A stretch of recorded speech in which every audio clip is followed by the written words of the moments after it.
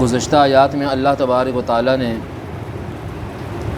عیسائیوں کے باطل عقیدے کا ذکر فرمایا کہ ان میں سے بعض عیسائیوں نے کہا کہ نعوذ باللہ استغفر اللہ عیسیٰ علیہ السلام خود خدا ہے، اور کسی کو خدا نہیں مانتے، صرف عیسیٰ علیہ السلام خدا ہے۔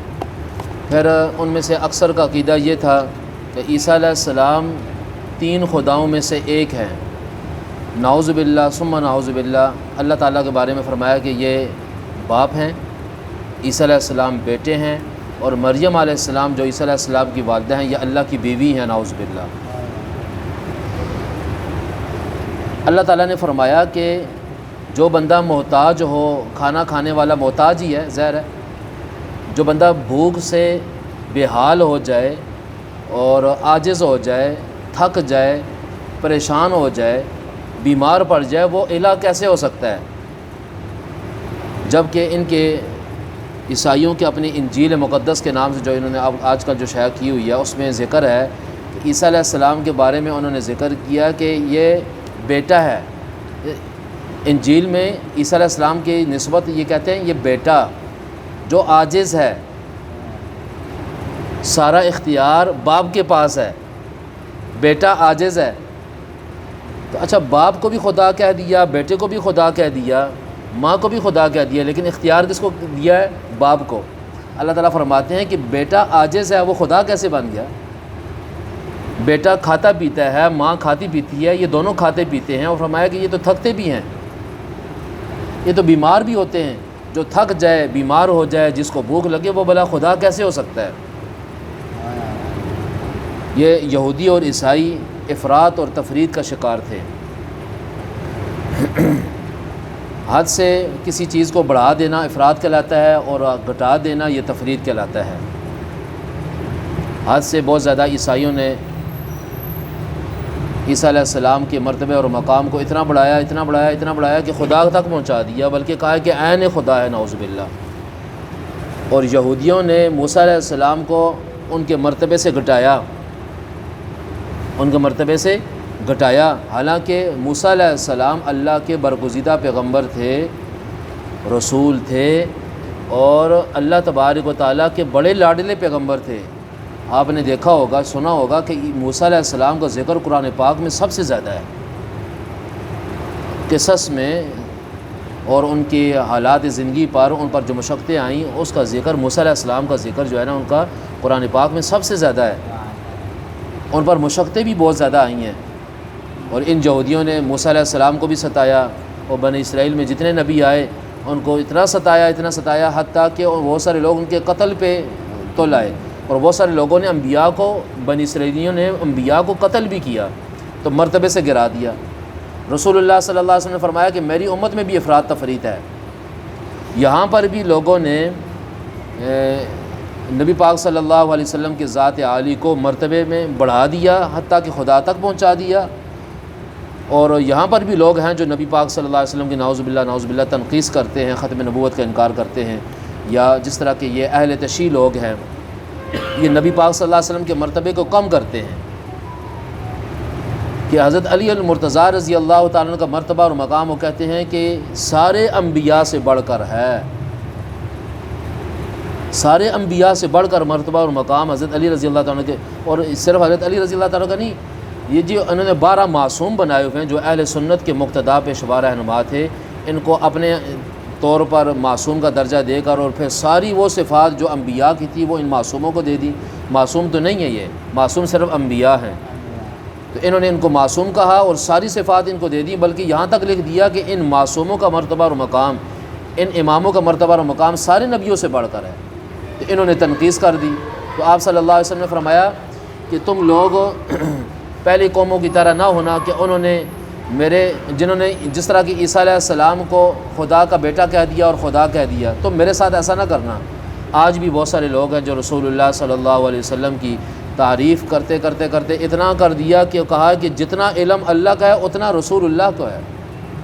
قل لا املک لنفسی ضرا ولا نفعا الا ما شاء اللہ، نفع نقصان کا مالک کون ہے؟ صرف اللہ ہے۔ بلکہ ایک جگہ ارشاد فرمایا زمین و آسمان، آسمان کی بلندیوں سے لے کر زمین کی تہ تک، یدبر الامر من السماء، کس طرح استاد جی؟ آسمان کی بلندیوں سے لے کر زمین کی تہ تک ہر چیز کی تدبیر کرنے والا کون ہے؟ اللہ ہے۔ آج اگر کوئی کہے کہ اس جگہ پر فلاں پیر کا ہاتھ چلا ہے، اس جگہ پر فلاں بزرگ کا ہاتھ کام کر گیا، اس جگہ پر فلاں جو ہے نا نبی اور ولی کا کام کر گیا، نہیں، ساری چیزوں کا مالک کون ہے؟ اللہ۔ خالق کون ہے؟ اللہ۔ اور ہر کام کی تدبیر کرنے والا، ہر چیز کا علم رکھنے والا کون ہے؟ صرف اللہ ہے۔ رسول اللہ صلی اللہ علیہ وسلم تمام انبیاء سے زیادہ علم رکھنے والے تھے، لیکن اللہ کے برابر کا بھی نہیں تھا، اللہ سے بڑھ کر بھی نہیں تھا۔ اور اسی طرح تمام انبیاء کا علم، ساری دنیا کے جتنے بھی لوگ ہیں، چاہے اس میں انبیاء اور رسول ہی کیوں نہ ہوں، ان سب کا علم مل جائے، اللہ کے علم کے برابر نہیں ہو سکتا۔ اور اس کی مثالیں میں نے آپ کو مختلف جگہوں پہ جو دی ہیں، جو عام سمجھ آنے والی ہیں، کہ آپ صلی اللہ علیہ وسلم کو کچھ قوم کے لوگوں نے کہا کہ جی آئیں جی ہم آپ سے معاہدہ کرتے ہیں۔ ان کا ارادہ یہ تھا کہ اوپر سے پتھر گرا کے نعوذ باللہ آپ صلی اللہ علیہ وسلم کو شہید کر دیں گے، اور آپ صلی اللہ علیہ وسلم کو پتہ نہیں تھا۔ آپ صلی اللہ علیہ وسلم وہاں تشریف لے گئے، جبرائیل علیہ السلام آئے، انہوں نے فرمایا یا رسول اللہ آپ یہاں سے اٹھیں، یہ لوگ تو آپ کو ہلاک کرنے لگے ہیں۔ اگر آپ صلی اللہ علیہ وسلم کو پتہ ہوتا وہاں جاتے، کیوں اپنی جان کو ہلاکت میں ڈالنا یہ تو حرام ہے، اپنی جان کو ہلاکت میں ڈالنا حرام ہے، جائز نہیں ہے۔ اسی طرح کچھ لوگ رسول اللہ صلی اللہ علیہ وسلم کے پاس آئے، انہوں نے کہا کہ یا رسول اللہ فلاں علاقے میں سے ہم آئے ہیں، ہم مسلمان ہو گئے ہیں، اور ہمارے پاس کوئی عالم نہیں ہے جو ہمیں دین سکھائیں، آپ ہمیں صحیح مضبوط قسم کے علماء دے دیں۔ یعنی اس وقت جو قاری قرآن تھے نا وہ علماء ہی ہوتے تھے، یعنی پورا قرآن کا علم رکھنے والے، علم وہ سارا، آج تو قاری قرآن کہتے ہیں نا جس کو قرآن پڑھ سکتا ہے، قرآن کا علم نہیں رکھتا۔ پھر جو قرآن کا علم رکھتا ہے ہمارا عرف کہتا ہے وہ عالم ہے، ٹھیک ہے، صاحب علم کہہ دیتے ہیں۔ پہلے رسول اللہ صلی اللہ علیہ وسلم کے دور میں قاری قرآن اسے ہی کہا جاتا تھا جو قرآن پاک کے دقائق سے بھی اس کو علم تھا، قرآن کی باریکیوں کے بارے میں، کون سی آیت کس مقصد کے لیے ہے اور وہاں سے کون سا پیغام ہے۔ 70 لوگ نبی پاک صلی اللہ علیہ وسلم نے ان کے حوالے کیے۔ اگر آپ صلی اللہ علیہ وسلم کو پتہ ہوتا کہ یہ لوگ میرے صحابہ کو شہید کر دیں گے، آپ صلی اللہ علیہ وسلم کبھی ایسا کرتے کہ اپنے صحابہ کو کافروں کے سپرد کر دیتے؟ یہ تو نعوذ باللہ یہ تو ایک دغا ہے جو غلط نسبت جاتی ہے۔ تو اس لیے اور بھی اس طرح کی مثالیں ہیں کہ رسول اللہ صلی اللہ علیہ وسلم کے پاس علم تھا، ساری مخلوق سے زیادہ علم تھا، لیکن اللہ کے علم کے برابر نہیں تھا۔ رسول اللہ صلی اللہ علیہ وسلم فرمایا مجھے رسول رہنے دو، میں اللہ کا بندہ ہوں، میں اللہ کا پیغمبر ہوں۔ اور اللہ تعالیٰ سے دعا کی یا اللہ میری قبر کو سجدہ گاہ نہ بنانا، میری قبر کو سجدہ گاہ نہ بنانا۔ یہ شکر الحمدللہ یہ قبر رسول اللہ صلی اللہ علیہ وسلم کی قبر مبارک ان لوگوں کے سپرد ہے، ورنہ پاکستانیوں کے سپرد ہوتی تو وہاں کیا کچھ میلے ٹھیلے لگے ہوتے۔ اور آج بھی الحمدللہ وہاں پر جو لوگ کھڑے ہیں، ذرا سے بھی کوئی بندہ ایسی حرکت کرتا ہے فوراً اس کو ڈانٹتے ہیں، فوراً اس کو کہتے ہیں ہاتھ نیچے کرو، اللہ سے مانگو۔ اور جو صحیح لوگ ہیں وہ آپ نے دیکھا ہوگا، اللہ تعالیٰ ہم سب کو لے جائے، روزہ رسول سے جیسے ہی باہر نکلتے ہیں وہ باب سلام ہے، باب جبرائیل ہے، وہ اس دروازے سے جیسے ہی باہر نکلتے ہیں تو سائڈ پہ کھڑے ہو کر قبلے کی طرف منہ کر کے دعا کرتے ہیں۔ تو ویسے میں آپ کو ایک اصول بتاتا ہوں، وہاں پر منع اس لیے کیا جاتا ہے کہ بہت ساری بڑی تعداد رسول اللہ صلی اللہ علیہ وسلم سے جا کر حاجات مانگتی ہے، جبکہ حاجات کس سے مانگنی ہے؟ اللہ سے۔ حاجات کس سے مانگنی ہے؟ اللہ سے۔ دعا کس سے مانگنی ہے؟ اللہ سے۔ سجدہ اسی کو کرنا ہے۔ جو قبروں پہ ہاتھ اٹھا کر دعا کرنے کی ممانعت ہے وہ اسی وجہ سے ہے کہ دیکھنے والا بندہ، ہمارا بچہ یا نیا نمازی یا نیا دین کی طرف رغبت کرنے والا یا مسلمان ہونے والا، وہ یہ نہ سمجھے کہ یہ قبر والے سے مانگ رہا ہے۔ اس لیے بالخصوص جو اہل اللہ کی قبریں ہیں ان پر ہاتھ اٹھانے کی ممانعت ہے۔ ویسے عام قبروں پہ منع نہیں ہے، لیکن بہت سارے لوگ دیکھ رہے ہوں پھر بھی منع ہے کہ لوگوں کا عقیدہ خراب نہ ہو جائے، کیونکہ مسلمانوں کی ایک کثیر تعداد ان کا یہ عقیدہ بنا ہوا ہے کہ یہ جو بزرگ جو ولی دفن ہیں یہ بھی دیتے ہیں۔ اس لیے لوگوں کے اس برے عقیدے سے بچنے کے لیے، ان کو بچانے کے لیے ایسی تشبیہ دینا بھی جائز نہیں ہے۔ لوگوں کا ایمان بچانا ہے نا، جس طرح آتا ہے نا، جو نماز پڑھ چکے ہیں تو سجدہ تلاوت نماز کے آخر میں نہیں کرنا بھائی۔ سجدہ تلاوت آپ نے کرنا ہوا تو یا تو نماز سے پہلے کر لیں یا تھوڑا ٹھہر کے کریں جب لوگ چلے جائیں، کیونکہ ہمارے ہاں کچھ لوگ ایسے بھی ہیں جو سمجھتے ہیں کہ نماز کے بعد سجدہ کر کے مسجد سے جانا بھی کوئی خاص عمل ہے۔ میں نے ایک بچے کو دیکھا، میں نے کہا جی آپ نے سجدہ کیا پھر اٹھے ہو گئے ہو جا رہے ہو، آپ کی عادت میں دیکھ رہا ہوں، کہتے ہیں جی سجدہ کرتے ہیں نا جب جاتے ہوئے سجدہ کرتے ہیں، میں نے تو یہی سیکھا ہے، میں نے یہی دیکھا ہے۔ غلط بات ہے۔ اسی طرح علماء فرماتے ہیں کوئی ایسی بات نہ کہو، آپ تو بات کہہ دو گے لیکن آپ کو یہ یقین ہے کہ میری بات کے بعد یہ 2 لوگ 4 لوگ غیبت کریں گے، آپ وہ بات ہی نہ کرو۔ اب میں ایسی کوئی بات کروں، اگر غیبت نہیں ہے، جھوٹ نہیں ہے، کوئی ایسی بد کلامی نہیں ہے، لیکن مجھے یقین ہے کہ یہ ذرا سی شرشری میں لگاؤں گا، ذرا سی تیلی لگاؤں گا، انہوں نے غیبت کرنی ہے، وہ بات ہی نہ کرو کہ جس سے امت کے لوگوں کا نقصان ہو۔ اللہ تعالیٰ ہمیں اس چیز کی سمجھ نصیب فرمائے، اللہ تعالیٰ عمل کی توفیق عطا فرمائے۔ ترجمہ سن لیں۔ قل آپ فرما دیجئے اتعبدون من دون اللہ، کیا تم ایسی چیز کی عبادت کرتے ہو اللہ کے علاوہ ما لا یملک لکم ضر ولا نفع، جو اپنے نفع نقصان کے مالک نہیں ہیں۔ ضر کہتے ہیں نقصان کو، ضرر، و نفع فائدہ۔ واللہ هو السمیع العلیم، اور اللہ ہی وہی ہے جو سننے والا اور جاننے والا ہے۔ قل آپ فرما دیجیے یا اہل الکتاب، اے اہل کتاب، لا تغلو فی دینکم، مت غلو کرو، حد سے تجاوز مت کرو اپنے دین میں، غیر الحق کی ناحق، غیر الحق ناحق، ولا تتبعوا اہواء قوم، اور مت پیروی کرو اس قوم کی خواہشات کی، قد ضلوا جو گمراہ ہو چکے ہیں، من قبل اس سے پہلے، واضلوا کثیرا صرف خود گمراہ نہیں ہوئے، بہت سارے لوگوں کو بھی گمراہ کیا، وضلوا عن سواء السبیل، اور گمراہ ہوئے سیدھے راستے سے۔ اللہ تبارک و تعالی ہم سب کو سیدھے راستے پر چلنے کی توفیق عطا فرمائے۔ اللہ تعالی ہمیں بدعات سے بھی محفوظ فرمائے۔ یہ جو بدعات ہیں نا، یہ شرک کے دروازے ہیں۔ رسول اللہ صلی اللہ علیہ وسلم نے فرمایا کہ قبر میں پکی اینٹ نہ لگاؤ، مطلب قبر کے اندر بھی نہ لگاؤ، قبر کے باہر بھی نہ لگاؤ۔ آج لوگ کیا کر رہے ہیں؟ پکی اینٹ کیا، ماربل لگا رہے ہیں، گنبد بنا رہے ہیں، اور اس پہ پھول کی چادریں چڑھا رہے ہیں، وہاں پہ مینار بنا رہے ہیں، وہاں پہ پنکھے لگا رہے ہیں، وہاں پہ خوشبو کی دنیا دی جا رہی ہیں، وہاں پہ چراغ، اور یہ ساری چیزیں میرے عزیز ساتھیوں یہ شریعت کے خلاف ہیں، بدعات ہیں۔ اور بعض لوگ قبروں کو جا کر چومتے ہیں، یا ہاتھ لگا کر ایسے چومتے ہیں، یا مٹی کی چنڈی لے کر منہ میں ڈالتے ہیں، یا نمک رکھا ہوتا ہے اس کو چاٹتے ہیں۔ یہ ساری چیزیں ناجائز ہیں، بعض چیزیں حرام کہلاتی ہیں۔ اس لیے انسان بدعات سے اپنے آپ کو بچانے کی کوشش کرے تاکہ شرک کے دروازے ہماری نسلوں کے لیے نہ کھلیں۔ آج اگر ہم بدعات کے ارتکاب کریں گے، ہمارے بچے شرک کے دہلیز پر چلے جائیں گے اور مجرم ہم لوگ ہوں گے۔ اور اس کی آسان صورت یہ ہے کہ علماء جن چیزوں سے منع کرتے ہیں، جو چیزیں بظاہر اگرچہ حرام نہیں ہیں، اب قبر پہ جو پکی اینٹ لگانا حرام نہیں ہے، لیکن اسے کہا جائے گا کہ رسول اللہ صلی اللہ علیہ وسلم کی منشا کے خلاف ہے، سنت کے خلاف ہے، صحیح اسلام کے خلاف ہے، کسی درجے میں اس میں اگر اس کو لازم قرار دیا تو بدعت کہلائے گی۔ تو کیا کرنا چاہیے؟ تھوڑا 2 قدم اور پیچھے آ جائیں۔ قبر مسنون قبر کتنی ہے؟ 1 بالشت۔ کتنی ہے؟ 1 بالشت۔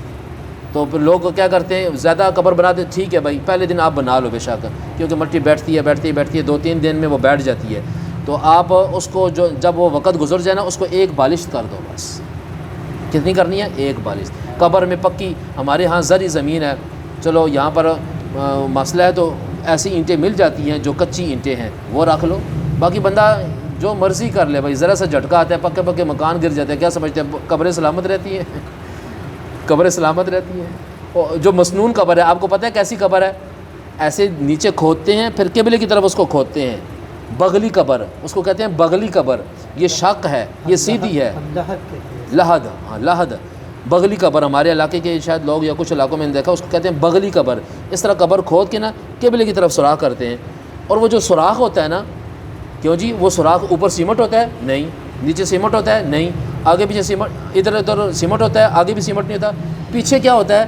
پیچھے اس کی سلیں رکھ دیتے ہیں بس، اس کو بس سپورٹ چاہیے کہ تھوڑی سی جو ہے نا، وہ ایک طریقہ ہے بھائی، مردے کو احترام ہے، جیسے کفن دیتے ہیں ایسے احتراماً وہ سپورٹ دیتے ہیں، ورنہ مٹی ڈال دیں۔ پہلے لوگ شہید ہوتے تو کیسے دفن ہوتے تھے؟ کیوں بھائی؟ پہلے لوگ جو بڑی بڑی اجتماعی قبریں ہوتی تھی، کیا کرتے تھے؟ مردے کو ڈال دیتے، اوپر مٹی ڈال دیتے تھے۔ کون کرگیاں لاتا تھا حاجی صاحب، کون اینٹیں لاتا تھا؟ کچھ بھی نہیں تھا۔ یہ بھی نہیں کہ آپ اس طرح کی قبر نہ بنائیں، یہ مردے کا چیز میسر ہو تو احتراماً کرنا ہے۔ جیسے کپڑا سفید میسر ہے تو پھر بندہ دوسرا کپڑا نہ پہنائے بھائی، جو آپ صلی اللہ علیہ وسلم نے فرمایا سفید کپڑا بہتر ہے کفن کے لیے، پہنا لو۔ لیکن قبر میں بھی اگر سمجھو یار کرگیاں نہیں ہیں تو اس کی جگہ پہ لکڑیاں رکھ لو۔ یہ جیسے جیسے ضرورت پڑتی ہے کسی چیز کی، وہ چیز حاضر ہو جاتی ہے۔ تو یہاں اوپر بھی مٹی ہے جو لحد ہے، اوپر بھی مٹی ہے، نیچے بھی مٹی ہے، تو یہ جو جھٹکا آتا ہے زلزلے کا، آپ کیا سمجھتے ہیں قبریں نیچے سے تہس نہس ہو جاتی ہیں؟ اس لیے پکی مٹی کی، پکی اینٹ کی قبر یا اس طرح کا کوئی پکی چیز، یہ پکی کیوں منع ہے؟